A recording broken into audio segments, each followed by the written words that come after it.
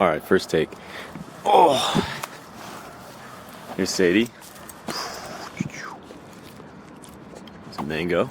Honey mangoes are the best fruit in the world. I had mentally associated mangoes with papayas. Papayas are too sickly sweet for me, but honey mangoes are like sweet tarts. And I don't like to eat them like little cubes, I like to eat them like orbs. I just peel it and just dive in.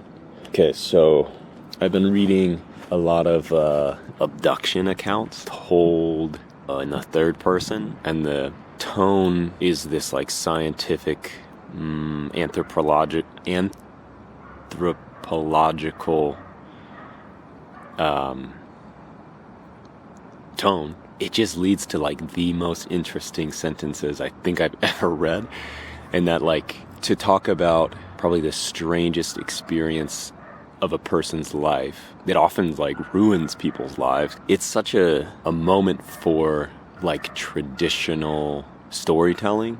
Obviously, I mean, it's like the moment of someone's life. So you would think like interiority and tension would apply, but the way these accounts talk about them is documentary, or not even documentary, scientific, anthropological. So leads to really interesting stuff, and I liked it. It's really inspiring to me. Same with Buddhist philosophy, books about Tibetan Buddhism. There's this dry and almost like encumbering precision that the Buddhists use to elucidate a point. I mean, I'm talking like lists, numbered lists, and negation after negation, so they can like get some highly specific and very rigorous philosophical point across. I love that language, and it's been very inspiring. And also there are prayerful texts, especially from Tibetan Buddhism, where deities appear in a similar way to these abduction accounts that I'm reading, or like sightings. Anyway, there's something very interesting there to me. I've just been like stealing from these texts, blatantly, flat out stealing from them, editing them as if they're my own, and like coming to them days later, and I can almost like carry that language out into other aspects, a story, or I don't even know, of a situation. Wow, what does all that mean? I've been reading weird stuff. I've also been reading like Gordon Lish and Peter Handke. I'm ordering like a bunch more books, along with the Jacqueline Hartman book, I Who've Never Known Men, that we're going to read for the Read in One Go like live stream thing we're going to do. Anyway, I had to like blow up the book, the start of the novel, as I was writing it. I think so the first month was like the implementation of an idea I'd had in my head for a long time. And that momentum like carried itself, 10,000 words or so. And then the second month I was working on it, pretty much from the start of that month, I felt like I was maintaining a thread or a subject or an idea that wasn't really turning out how I wanted it to be. I didn't feel like I had any of the language figured out, any of the form figured out. I had figured out is a bad word, but I wasn't discovering any of that stuff, but I was just pushing on, and it felt really wrong, but I just kept doing it, and like had this growing tension of like feeling like I had to work hours and hours every day, but not liking what I was writing and not thinking that it was kind of on the right track. And then just feeling, more of a dedication to like hours spent and words written than like the actual novel itself. And then I had a conversation with my good friend and mentor who's been writing for 19 years. And, he just told me like, dude, as soon as you know that it's shit, or not that, like as soon as you say like, he had a project he was working on, really excited, got the idea, implemented it, was writing like 6 hours a day, 3,000 to 4,000 words a day, really good work. And then he like had this thought like, I could be done by March. And then that like analytic, I want it all kind of part of the brain just overtook the process, and instead of like exploration and diving deeper into the idea, it's not like that thought, diminished the quality of the writing, but it's almost like, when you're high and then you say, this is incredible, or how long is this going to last, or how long has this been, then the thing immediately like loses its potency and starts to slip away. So, the conundrum for me was like, how do I push forward? How do I like work hard? And I think one of my like best talents is my will and my like ability to sit down and work. How do I use that, but not let it like destroy the imaginative space where I felt like beyond that first month of writing this idea, I was more like trying to make the book into something rather than just listening to whatever came next or whatever idea was coming and not worry so much about like how this fits in, which is just true exploration. And like,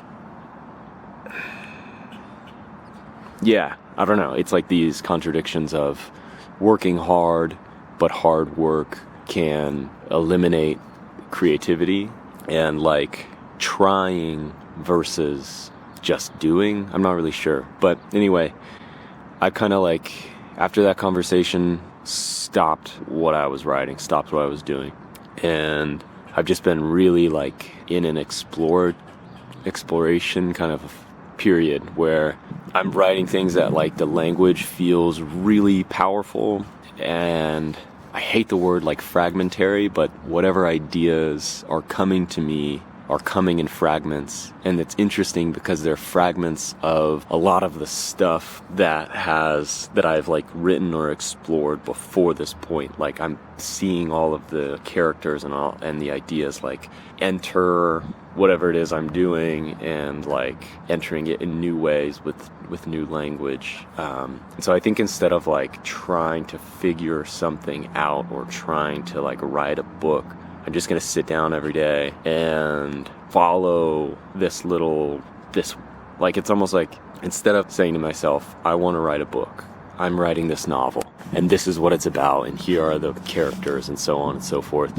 Instead of that, I've like opened a door to a place, to a environment, and my job is just explore all the facets, all the nooks and crannies, into the far reaches, into the edges of this environment. And if I'm doing that and committed to that, soon enough there'll be like a room, there'll be like some delineated walls, there'll be rules, there'll be things that don't exist there, there'll be things that do exist there. And then, this is all abstract, but then I can do those things of like, here's what should be in the book and here's what shouldn't, and here's what I'm trying to do in this section. But I think starting with I'm trying to do this has like inhibited me from writing something that I like and that I think is good. I feel like some of the stuff I'm doing and interested in doesn't really have much precedent, which can feel pretty kind of like scary and also like exciting. But when you don't see many works that you can like compare yours to or like use as a guide, then I think you're just in like, you've lost sight of the shore, and like keep going and you'll find some other shore far off, but the one you left from is out of sight. So anyway, I think like I just entering more of mystery, leaning into the non-linearity of creating. I mean, that's just fucking how it is. And the one side of my brain, analytical, I want it all, that side wants it to go, the creative process to go from point A to point B, finish up, be done. And the other side, the like creative side of me, the side I feel like I like to, nurture, it knows it's just like, that's not how it works. And there like is simultaneous to like hard work and like putting in a lot of hours, which I feel like I do. There's also like adding experiences and replenishing the creative well. So all that's to say, I've been I still have a timeline that I want to make, and I think I can. It's just going to be this like topsy-turvy road to get there.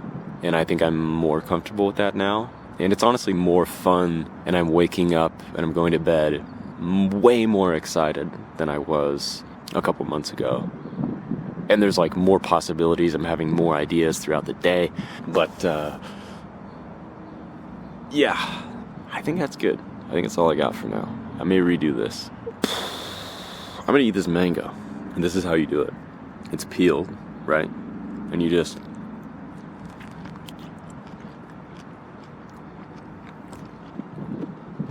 Holy shit. Sadie. There's Ophi. Wait. Ophi. Springtime, kind of. I'm gonna try and figure out how to do live streams in the sunshine. Just be outside, I think, will be cool and helpful. Get like a picnic table or something where I can like lay out all my shit. That's it. That's all I got.